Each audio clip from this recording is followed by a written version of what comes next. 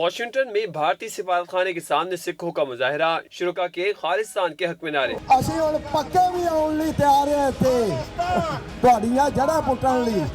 خالستان کے پرچم اٹھائے سکھ مظاہرین نے بھارتی سفارت خانے میں گاندھی کے مجسمے پر بھی خالستان کا پرچم لہرا دیا۔ مظاہرین نے کہا کہ بھارتی کسانوں پر مظالم کے خلاف آج یہاں اکٹھے ہوئے ہیں۔